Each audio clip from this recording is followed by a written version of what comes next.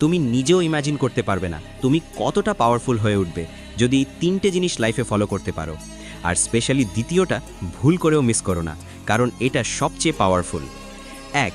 Control your emotions. যে মানুষ নিজের ইমোশনস কন্ট্রোল করতে পারে, দুনিয়া তাকে কন্ট্রোল করতে পারে না। পাওয়ারফুল মানুষ রিয়্যাক্ট করে না, ওরা রেসপন্ড করে, কারণ তারা জানে কন্ট্রোল বাইরের দুনিয়ার উপর না, নিজের ভিতরের উপর থাকা উচিত। 2. সাইলেন্সকে নিজের স্ট্রেংথ বানাও। সব কথার উত্তর দেওয়া জরুরি না, সব জায়গায় কথা বলা মানুষ কমন, কিন্তু যারা কম কথা বলে আর যখন বলে ইম্প্যাক্ট ফেলে, তারাই সত্যিকারের পাওয়ারফুল। 3. প্রতিদিন নিজের উপর কাজ করো। পাওয়ার শুধু জিম থেকে আসে না, ডিসিপ্লিন থেকেও আসে। প্রতিদিন একটু বেটার হও। স্কিলস, ফোকাস, সেলফ রেসপেক্ট, এই জিনিসগুলোই তোমাকে আনব্রেকেবল বানায়। মনে রেখো, পাওয়ারফুল হওয়া কোনো শো না, এটা একটা সাইলেন্ট ট্রান্সফরমেশন। আর যখন তুমি বদলে যাও, দুনিয়ার বিহেভিয়ারও আপনা থেকেই বদলে যেতে শুরু করে।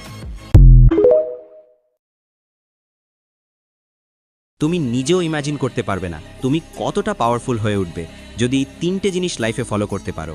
আর স্পেশালি দ্বিতীয়টা ভুল করেও মিস করো না, কারণ এটা সবচেয়ে পাওয়ারফুল। 1. Control your emotions. যে মানুষ নিজের ইমোশনস কন্ট্রোল করতে পারে, দুনিয়া তাকে কন্ট্রোল করতে পারে না। পাওয়ারফুল মানুষ রিয়্যাক্ট করে না, ওরা রেসপন্ড করে, কারণ তারা জানে কন্ট্রোল বাইরের দুনিয়ার উপর না, নিজের ভিতরের উপর থাকা উচিত। 2. সাইলেন্সকে নিজের স্ট্রেংথ বানাও। সব কথার উত্তর দেওয়া জরুরি না, সব জায়গায় কথা বলা মানুষ কমন, কিন্তু যারা কম কথা বলে আর যখন বলে ইম্প্যাক্ট ফেলে, তারাই সত্যিকারের পাওয়ারফুল। 3. প্রতিদিন নিজের উপর কাজ করো।